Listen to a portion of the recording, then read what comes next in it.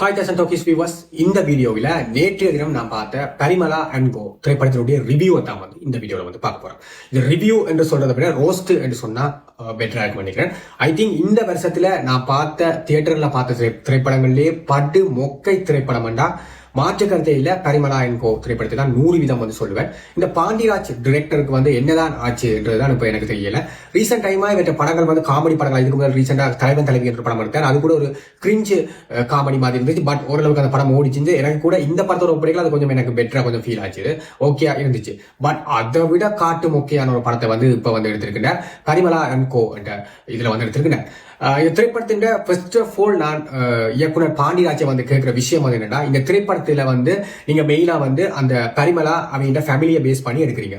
So அதனால இந்த திரைப்படத்துக்கு வந்து பரிமளா அண்ட் கோ வச்சீங்க, அதுல ஒரு அர்த்தம் இருக்கு, சரி ஓகே. பட் ஆனா இந்த திரைப்படத்துல அவங்களே ஒரு சைட் கதாபாத்திரமாக தான் வருது. உண்மையிலேயே இந்த கதை வந்து மெயினாக வந்து அவர்களுக்காக இல்ல. கிளைமேக்ஸ்ல ட்விஸ்ட் சொல்லி அந்த கதை அப்படியே முட்டுமுழுதா இன்னொரு திட்ட பக்கத்துக்கு வந்து போகுது. அப்படி இருக்கேல இந்த ஃபேமிலி அந்த மெயின் கதை கருவோட வந்து ஒத்து போகல, கனெக்ட் ஆகல.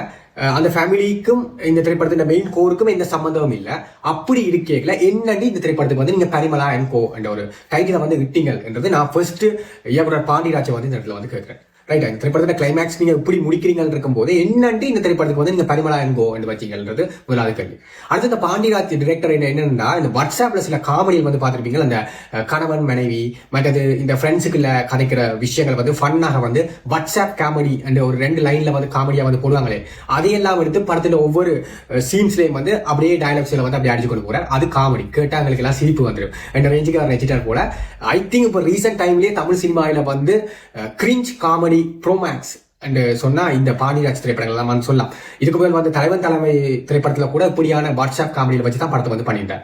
இந்த திரைப்படத்துல வந்து மெயினாக வந்து ஜெயராம், ஊர்வசி மேம் போன்ற அந்த கால இப்பத்த கூட சைட் ரோல்ல வந்து சூப்பரா வந்து பர்ஃபார்மன்ஸ் பண்ணக்கூடிய ஆக்டர்ஸ் அவையில வந்து நீங்க லீட் ரோலா வந்து பண்ணி வச்சுக்கிறீங்க.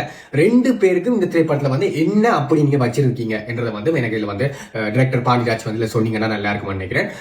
அவங்கள உண்மையிலேயே பேஸ் பண்ணிட்டீங்க. கிட்டத்தட்ட இந்த திரைப்படத்துல வந்து அவங்க நீங்க ஜூஸ் பண்ண விதம் எதுக்கண்டா ஆக்ஸ்டோயில் அண்ட் ஒரு ஒயிலுக்கு வந்து விளம்பரம் செய்யறதுக்கும், அதே மாதிரி சன் நெக்ஸ்ட் வந்து சப்ஸ்கிரைப் பண்ணுங்க என்றதுக்கான 2க்கும் வந்து ஜெயராமையும் ஊர்வசி மேமையும் கொண்டு நீங்க வந்து ப்ரொமோஷன் பண்ண மாதிரி தான் இந்த படத்துல எனக்கு பார்க்க இருந்துச்சு ஒழிய இந்த திரைப்படத்துல அவங்க தேவையே இல்லை, என்னத்துக்கு அவங்களை வந்து கொண்டு வந்தீங்க என்றது வந்து அடுத்த கேள்வி. அந்த ஃபேமிலியே படு கிரிஞ்சா வந்து இருக்குது.